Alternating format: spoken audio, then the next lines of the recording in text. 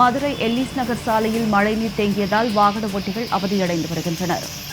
விவரங்களோடு இணைகிறார் எமது செய்தியாளர் சல்மான். வணக்கம் சல்மான், இது குறித்த கூடுதல் விவரங்களை சொல்லுங்க.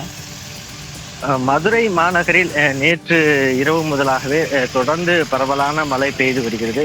மாவட்டம் முழுவதுமாக மழை பெய்து வரக்கூடிய நிலையில் மாநகர் பகுதிகளில் அதிக அளவிற்காக சாலைகளில் மழைநீர் தேங்கி இருக்கக்கூடிய ஒரு சூழல் தான் ஏற்பட்டிருக்கிறது.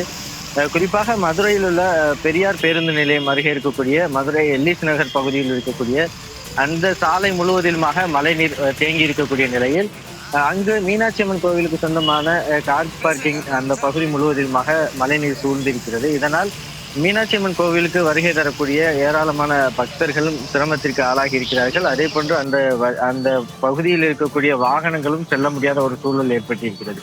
மீனாட்சி அம்மன் கோவிலுக்கு செல்லக்கூடிய அனைத்து வாகனங்களுமே அந்த பகுதியில் நிறுத்திவிட்டு அந்த பகுதியில் இருந்தால் பக்தர்கள் மீனாட்சி அம்மன் கோவிலுக்கு புறப்பட்டு செல்வார்கள்.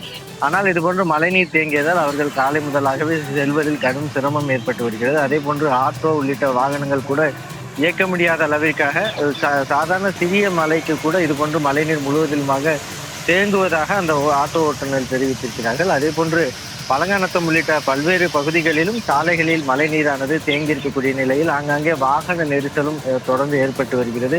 மதுரை மாநகரில் உள்ள பல்வேறு பகுதிகளில் புதியதாக அமைக்கப்பட்ட சாலைகளில் மீண்டும் ஆங்காங்கே பள்ளங்கள் தோண்டப்பட்டுள்ளதால் சாலைகளில் செல்லக்கூடிய வாகனங்களும் கடும் சிரமத்தோடு ஒருவித அச்சத்தோடு செல்லும் சூழல் உருவாகி இருக்கிறது. மதுரை மாவட்டத்தில் தொடர்ச்சியாக நள்ளிரவு தொடர்ந்து காலை வரைக்குமாக பரவலான மழை பெய்து வரும் நிலையில் ஆங்காங்கே பொதுமக்களுக்கான பாதிப்பும் அதிக அளவிற்கு ஏற்பட்டு இருக்கிறது.